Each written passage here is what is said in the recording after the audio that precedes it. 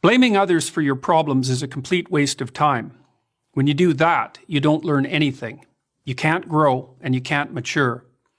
Thus, you can't make your life better. In my 3 decades as a professor and clinical psychologist, I've learned that there are 2 fundamental attitudes toward life and its sorrows. Those with the first attitude blame the world. Those with the second ask what they could do differently. Imagine a couple on the brink of divorce. They're hurt and angry. The unhappy, bitter husband recalls the terrible things his wife has done and the reasons he can no longer live with her. The harried and disillusioned wife, in turn, can describe all the ways her husband let her down. Each has a long list of necessary changes for the other person. Their prospects for reconciliation are grim. Why? Because other people aren't the problem. You're the problem. You can't change other people, but you can change yourself. But it's difficult. It takes courage to change, and it takes discipline. It's much easier and much more gratifying to your basest desires to blame someone else for your misery. Consider the youthful activist making a statement against the corrupt capitalist system by smashing in the storefront of a local business. What has he done other than to bring harm to people who have nothing to do with his real problems? The guilt, doubt, and shame he will inevitably feel in consequence will have to be suppressed so his beliefs can remain unchanged.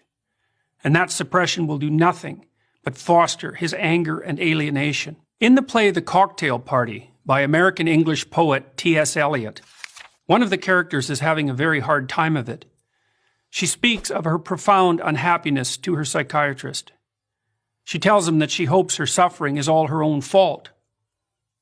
Taken aback, the psychiatrist asks why. Because, she tells him, if it's her fault, she can do something about it. If it's in the nature of the world, however, she's doomed. She can't change everything else. But she could change herself. Now, there are people who seem to be consigned to a terrible fate, but most of us aren't. Most of us have a chance to make our lives better. But how? Start small. Ask yourself a few questions. Have you taken full advantage of the opportunities offered to you? Are you working to your fullest capacity at school or at work? Have you, in other words, set your own house in order? If the answer is no, try this. Stop doing what you know to be wrong. Stop today. Don't waste time asking how you know that what you're doing is wrong. Inopportune questioning can confuse without enlightening and deflect you from action. You can know something is right or wrong without knowing why. Start paying attention. Do you procrastinate, show up late, spend money you don't have, and drink more than you should? It's not a matter of accepting some externally imposed morality. It's a dialogue with your own conscience. What are you doing that's wrong from your own perspective? What could you put right now? Get to work on time. Stop interrupting people.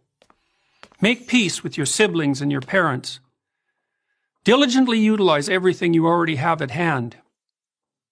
If you do those things, your life will improve. You'll become more peaceful, productive, and desirable. After some days or weeks or months of attentive effort, your mind will clear. Your life will become less tragic, and you'll become more confident. You'll start seeing right from wrong more clearly. The path in front of you will shine more brightly. You'll stop getting in your own way. Instead of bringing trouble to yourself, your family, and your society, you'll be a positive and reliable force. Your life will still be difficult. You'll still suffer. That's the price of being alive. But maybe you'll become strong enough to accept that burden, and in that fashion, even come to act nobly and with purpose.